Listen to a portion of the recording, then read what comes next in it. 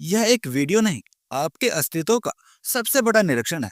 इसे देखते समय एक बात याद रखिएगा, हो सकता है यह शब्द आज आपके स्क्रीन पर किसी खास वजह से आए हो। क्या आपके पास अगले जन्म का कंफर्म टिकट है? कल्पना कीजिए, आज रात आप सोने जाते हैं। आप कल सुबह की मीटिंग, अगले महीने की किस्त और अगले साल की प्लानिंग के साथ आंखें बंद करते हैं। लेकिन अगर आधी रात को आपकी सांसों की डोर टूट जाए, जब अगली बार आपकी आंख खुलेंगी, तो क्या गारंटी है कि वह किसी आलीशान घर के पालने में खुलेंगी?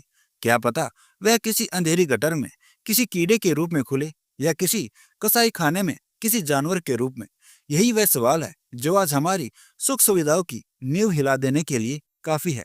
84 लाख योनियों की वेटिंग लिस्ट। शास्त्र कहते हैं कि मनुष्य योनि कोई इत्तेफाक नहीं, बल्कि करोड़ों जन्म के बाद लगा एक जैकपॉट है। समुद्र में तैरता एक कछुआ अगर हर 100 साल में एक बार ऊपर आए और ऊपर पानी में एक लकड़ी का जुआ तैर रहा हो, तो उस कछुए की गर्दन का उस जुए के छेद में फंस जाना जितना मुश्किल है, उतना ही मुश्किल दोबारा मनुष्य शरीर को पाना है। हम इस शरीर को हल्के में ले रहे हैं, जबकि यह देवताओं के लिए भी एक सपना है। क्यों? क्योंकि स्वर्ग में सिर्फ भोग है, सुधार का मौका केवल इसी मिट्टी के पुतले में है। कल करेंगे नरक का सबसे बड़ा दरवाजा। हम सब एक वायरस से पीड़ित हैं जिसका नाम है टालना।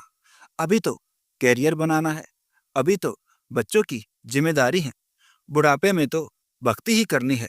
जरा सोचिए, क्या शमशान में सिर्फ सफेद बाल वाले लोग ही जाते हैं? मृत्यु सीनियरिटी नहीं देखती। जिस बुढ़ापे के भरोसे आप आज को टाल रहे हैं, वह बुढ़ापा आपके नसीब में है भी या नहीं, इसकी कोई गारंटी नहीं। और अगर बुढ़ापा आ भी गया, तो क्या बीमारी से जकड़े शरीर और कमजोर याददाश्त के साथ आप उस परम तत्व को खोज पाएंगे? गति का खेल। आप किसमें सवार हैं?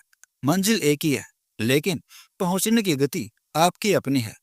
बैलगाड़ी यानी सुस्त साधना, थोड़ा भजन किया फिर हफ्तों भूल गए, ऐसे में करोड़ों जन्म भी कम पड़ेंगे। ट्रेन यानी नियमित साधना, अनुशासन के साथ आगे बढ़ना कुछ जन्मों में बात बन सकती है। हवाई जहाज यानी तीव्र व्याकुलता, इसी जन्म में पाना है। अगर यह तड़प है, तो मंजिल इसी वक्त मिल सकती है। आज के दौर में हमारे पास बहाना नहीं है। मोबाइल पर कीर्तन है, जेब में गीता है और इंटरनेट पर ज्ञान की गंगा है। फिर भी अगर हम धीमी चाल चल रहे हैं, तो दोष समय का नहीं, हमारी नीयत का है। गृहस्थी, ढाल या बेड़ी। सबसे बड़ी गलतफहमी यह है कि भगवान को पाने के लिए हिमालय जाना होगा। राजा जनक राजमहल में रहकर मुक्त हुए, कबीर कपड़ा बुनते हुए और रैदास जूता गांठते हुए। उन्होंने संसार नहीं छोड़ा, बस संसार का मोह छोड़ दिया। हाथ काम में रहे और मन उसी नाम में रहा। आज का सबसे बड़ा रिस्क क्या है? अगर इस जन्म में आपने खुद को नहीं पहचाना, तो अगला जन्म डिफॉल्ट सेटिंग पर होगा, यानी कर्मों के अनुसार आप कहीं भी फेंके जा सकते हैं। क्या आप वाकई यह रिस्क लेना चाहते हैं? बिना ब्रेक की गाड़ी चलाना आसान है, लेकिन बिना भक्ति के मृत्यु का सामना करना सबसे बड़ा भयावह है। अंतिम चेतावनी, यह मत कहिए कि अभी समय नहीं है। समय किसी के पास नहीं होता, समय निकाला जाता है। आज खुद से एक वादा कीजिए, टालना छोड़िए। आज, अभी और इसी वक्त से परमात्मा के साथ अपना संबंध जोड़िए। गति बढ़ाइए, अपनी प्राथमिकता बदलिए, जागरूक रहिए।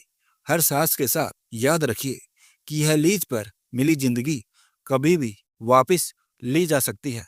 सवाल वही है, अगर अगली बार आंख मनुष्य के रूप में न खुली, तो क्या करोगे? सोचिए और आज से ही अपने रफ्तार बढ़ाइए। जय श्री कृष्ण।